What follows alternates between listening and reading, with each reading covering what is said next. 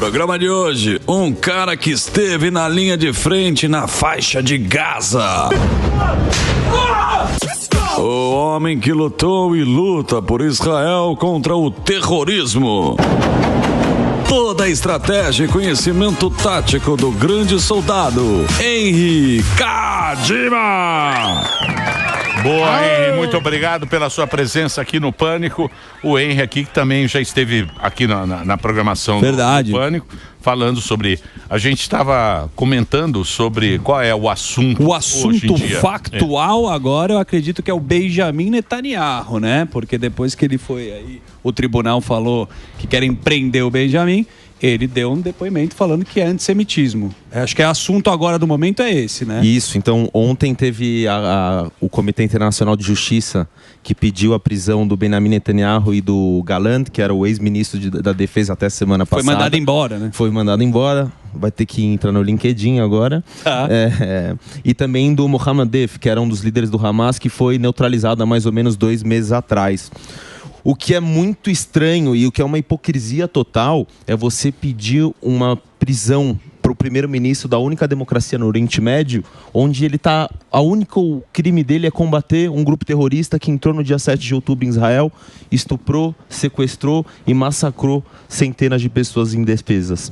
É muito esquisito o fato da gente ter um mandato de prisão para o primeiro-ministro israelense, mas a gente não ter um mandato de prisão para o Putin, que massacra centenas de pessoas na Ucrânia, para o Estado Islâmico, que massacrou centenas de pessoas no Iraque e na Síria, para o presidente da China, que tem campos de concentração hoje em pleno 2024 em território chinês. Então hoje a gente vive uma hipocrisia, não só acho que a nível nacional, a nível internacional também. Das organizações, né, Emílio? A gente viu também, a ONU sempre teve um papel, me parece que era para... A ONU nunca resolveu. Nunca resolveu, mas o que assustou. A ONU foi inventada para não ter mais guerra, para não ter mais conflito e não resolveu nada. Não só não resolveu, como estava infiltrada lá. Você sabe o negócio que eu estava vendo outro dia, né? Porque a gente não conhece, na verdade, a gente não conhece muito esses grupos, esses terroristas aí, que é o Hamas. A gente conhece mais ou menos quando tem um míssil. Agora, eu estava vendo outro dia, pô, esse Hezbollah é um exército, cara. É uma milícia. Eles têm 100 mil pessoas, é uma milícia, eles têm 100 mil pessoas, tudo com dinheiro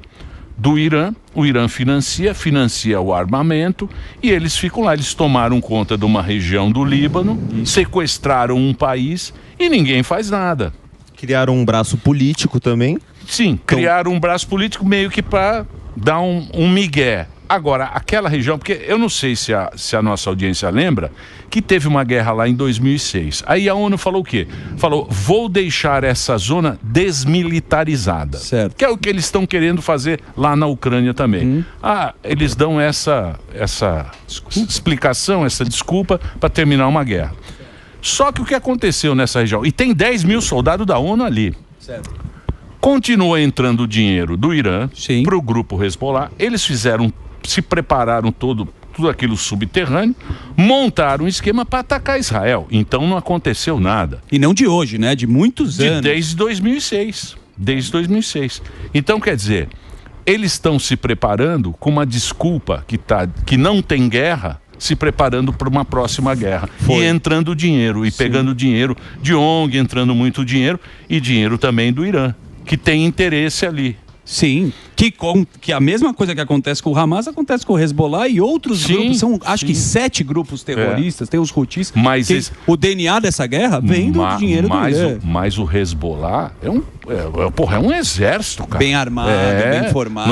Não é meia boquinha, não. 3 caras ali, que nem a gente vê em filme. Sim. Porque a gente vê em filme, vê o Bin Laden e tal, né? A gente vê o rústico, né? Parece que o cara tá o cara numa casa e tal. Lá não, é um negócio treinamento, é um negócio pesado. É o conceito antigo do terrorismo, né? Hoje, quando se fala em terrorismo, principalmente no Brasil, as pessoas acham que você vai ver o cara de turbante, com a barba grande, ele vai sequestrar o avião e vai destruir as torres. Isso. E o terrorismo hoje ele evoluiu, como o crime organizado também, tanto na questão do modus operandi, na questão do financiamento. Uma coisa que não é falada no Brasil e me assusta muito é a questão dos grupos e células terroristas em território brasileiro. O Hezbollah, há mais de 2 anos, ele tem a luz verde para fazer um atentado atentado terrorista em solo brasileiro. E ele só não acontece por intervenções de agências internacionais, obviamente com a ajuda pontual da Polícia Federal. Mas há 2 anos o Hezbollah tem a luz verde para cometer um atentado terrorista no Mas Brasil. aqui não é droga? Eles usavam o Brasil como uma plataforma de lavagem de dinheiro e troca de informações também, principalmente com o primeiro comando da capital. Então, se a gente pegar hoje o panorama de como funcionam os novos cangaços, você vê que são táticas terroristas, onde eles pegam civis, colocam o capô do carro, espalham explosivos pela cidade. São todas táticas de milícias terroristas. Antigamente, o Hezbollah e o PCC eles tinham uma troca de ideias, uma troca comum entre plataforma de investimento, lavagem de dinheiro, tráfico de cigarros. Hoje, o Hezbollah tem a luz verde há mais de 2 anos a fazer um atentado terrorista no Brasil. E se o brasileiro achar que é muito longe da nossa realidade, eu vou pedir para ele abrir o Google e colocar sobre os atentados que aconteceram na Argentina, em Buenos Aires, em 92 e em 94, onde o mesmo grupo terrorista Hezbollah, com o apoio do então governo da Cristina Kirchner, explodiram em 92 a embaixada israelense em Buenos Aires e em 94 a AMA, que era o centro comunitário israelense. E você acha que isso aí não aconteceu ainda, graças a Deus, né? Por conta dessa questão que você falou anteriormente, de aqui servia como questão de lavagem de dinheiro, então os caras dão uma segurada para que não haja holofote em cima disso? Ou por que não aconteceu tendo essa luz verde aí? Eu, além de ter sido membro das Forças Especiais do Exército Israelense, eu trabalhei também na inteligência do governo israelense na Europa. Eu ainda tenho amigos que trabalham lá e até onde eu sei, a informação que a gente tem é: há mais de 2 anos, o Brasil deixou de ser uma plataforma de lavagem de dinheiro e troca de know-how, de informações, para ser utilizado como uma plataforma de atentado. Esses atentados eles já foram planejados, existem várias etapas, né? A pessoa só não chega com uma arma ou com uma bomba e faz um atentado. Você tem a coleta de informação, o recrutamento da equipe, você traz normalmente células de fora, ou você acaba recrutando uma célula local. Então, a Lava Jato começou assim. A Lava Jato, ela começou em Foz. Ela começou no Paraná, a Lava Jato, que tinha alguma coisa sobre a Copa do Mundo. Era um negócio que existia meio da Copa do Mundo, meio de informação. Ela começou dessa maneira, a Lava Jato, se não me engano. Ah, sim. Se não me engano, a Lava Jato começou assim com uma informação sobre algum atentado, negócio de Copa do Mundo, que ia ter... Foi assim que começou a Lava Jato. Mas e por que, então... Hoje, nos últimos 2 anos, o Hezbollah ainda não conseguiu fazer um atentado por intervenção de agências de inteligência internacionais, onde eles fazem a coleta de informação e passam a informação para a Polícia Federal. Inclusive, ano passado, quando nós tivemos brasileiros que foram até o Líbano, foram radicalizados lá e vieram para fazer esse atentado e foram presos pela Polícia Federal, quem passou a informação foi o Mossad, o Serviço de Inteligência Externo de Israel, né? E então o ministro da Justiça, que era o Dino, ele ficou muito bravo na época, falando que não existia interferência internacional no Brasil. Mas vejam bem, isso não é interferência internacional, é simplesmente uma cooperação entre agências, onde a gente está evitando que um mal maior venha a acontecer. Exatamente. Então, eu acho isso é muito pouco falado no Brasil, a questão das células terroristas que nós temos hoje aqui. Teve vários pontos. Teve o cara que fazia a comunicação, né, do Hamas, que ele chegou aí para o aeroporto, né? E comunicação, recrutamento. Eles têm tinha um filho, uma mulher estava grávida, a ideia era entrar no Brasil. Esse, na verdade, ele era o porta-voz do Hamas na Malásia, né? Onde o Mossad também passou a informação para a Polícia Federal de que ele era um membro do grupo terrorista. Ele chegou aqui, ele foi retido pela Polícia Federal, então um deputado do PT foi lá e tentou na canetada liberar a entrada dele no país. Ou seja, a gente tinha a informação de que um terrorista estava retido pela Polícia Federal e politicamente tentaram influenciar com que um terrorista entrasse no nosso país. E esse é um modus operandi muito utilizado não só por Hamas ou Hezbollah, mas também a gente tem, por exemplo, no Brasil, muitos descendentes sírios que vieram e são familiares do governo do Assad. E o que eles fazem? Eles vêm com mulheres grávidas, normalmente gestantes ali em torno de 7 meses e meio, 8 meses. Às vezes a mulher nem foi engravidada por ele e eles vêm ao Brasil. E faz o quê? Quando eles estão em território brasileiro e essa mulher ela dá à luz, o filho ele já ganha automaticamente a nacionalidade e os pais também são naturalizados brasileiros. O que ocorre é que eles são proibidos de serem extraditados ao país de origem deles. Ou seja, se o regime do Assad, que assassinou milhares de pessoas, ele vier a cair depois, eles não podem serem extraditados ao país de origem onde eles cometeram crimes. Cara, é uma complexidade, mas o fato que o antissemitismo explodiu no mundo inteiro, a gente está vendo aí, desde manifestações que a gente viu lá, universidades americanas, Colômbia, indo para a França, Amsterdã, né, os caras apoiaram. Em Berlim, eu estava vendo a informação seguinte, tem alguns lugares de Berlim, só Berlim falando que não é seguro para GLBT e comunidade judaica. Em Berlim, meu amigo. Em Berlim, onde já Berlim é o Berlim. Em pleno 2024, onde já aconteceu tudo isso. Muita loucura. Assim, mas você tem acompanhado essa a explosão do antissemitismo? E aonde que está mais forte, você acha? Aqui na Europa mesmo? Eu acredito que na Europa, mas a gente não pode fechar os olhos para o que acontece no Brasil também, né? Até hoje, acho que o antissemitismo no Brasil está muito disseminado em questões de mídias sociais e um pouco de passeatas com viés políticos.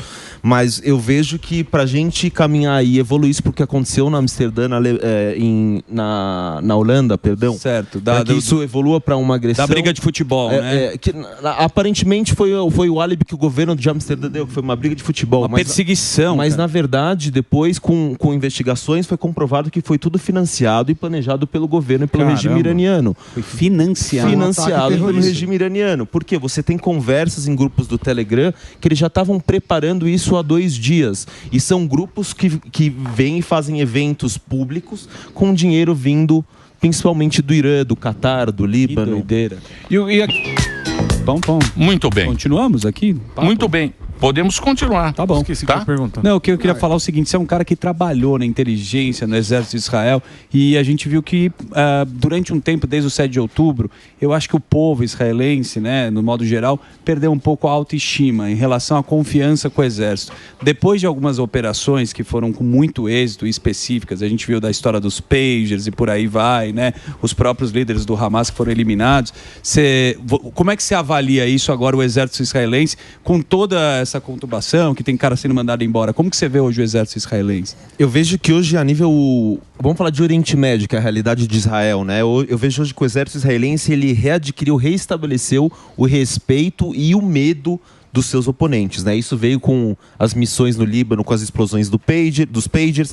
No dia seguinte, evoluiu para explosões de painel solar, fechadura eletrônica, rádio de comunicação.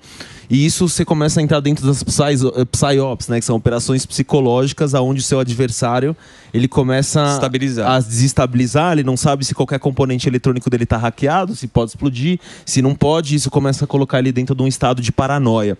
A grande diferença que a gente teve entre o atentado do 7 de outubro feito pelo Hamas na fronteira sul e pela atual guerra que a gente tem também no sul, mas agora no norte, falando de Hezbollah, é que o governo israelense ele sempre menosprezou a capacidade militar e bélica do Hamas. Eu digo isso porque eu vivi essa realidade e via isso nos briefings que eram passados para a gente. O exército sempre colocou que ia ser viável sair um grupo de 10, 15 terroristas de um túnel e tentar fazer um ataque pontual. Agora, as pessoas nunca imaginariam que sairiam ali milhares de pessoas. O governo israelense diz oficialmente que foram 4.500, mas existe gente que diz que foram 11 mil pessoas, 11 mil terroristas. Em 7 de outubro. Em 7 de outubro que entraram em Israel.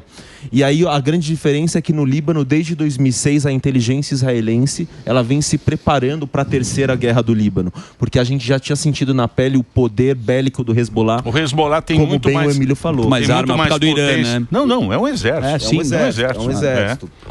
Então o exército e a inteligência eles se prepararam para uma missão preventiva no Líbano e não se prepararam para uma missão preventiva em Gaza. E infelizmente no Oriente Médio só se fala uma lei, que é a lei do mais forte. Não adianta você querer falar em pode mostrar fraqueza. Ou falar em alemão ou inglês com quem fala árabe. Eu sei porque eu já entrei em diversos casos de terroristas, já derrubei centenas de portas para cumprir mandado de prisão, já troquei muitas vezes tiros com terrorista, entrei em Gaza, tive em guerra. E no Oriente Médio só se fala uma lei, é a lei do mais forte. Não adianta você vir com a sua ideologia wokista e ocidental. Fazer carinho. Então, mas esse aqui é o grande problema de Israel, é justamente justamente esse, né? Porque é a única democracia que a gente tem ali nessa região, que é uma região muito complicada, que é isso que você falou, né? O que manda é o mais forte. Exatamente. Né? O mais forte lá, que é Mostra o que... a fraqueza, se o Exatamente. cara domina, acaba, eles querem e ao mesmo tempo eles têm que se justificar com o Ocidente que fica nessa história em Manhattan, tomando um cappuccino. Nossa, maravilhoso. E fica dando palpite na faixa de Gaza. Não só em Manhattan, né, Emílio? Tem aqui também em São Paulo. Posso fazer mais uma questão rapidinha? É que eu notei que você está bem preocupado com a questão brasileira dessa escalada aí. O que mais te preocupa? Porque a gente vê que tem muita gente que é utilizada mais na questão política, né? Que você falou, a questão woke. Se essa turma vai para lá, é os primeiros que é empurrado do prédio, né? O que mais te preocupa nessa questão aqui no Brasil? Essa turma que é usada como massa de manobra por questão política, isso te preocupa ou tem alguma outras questões mais?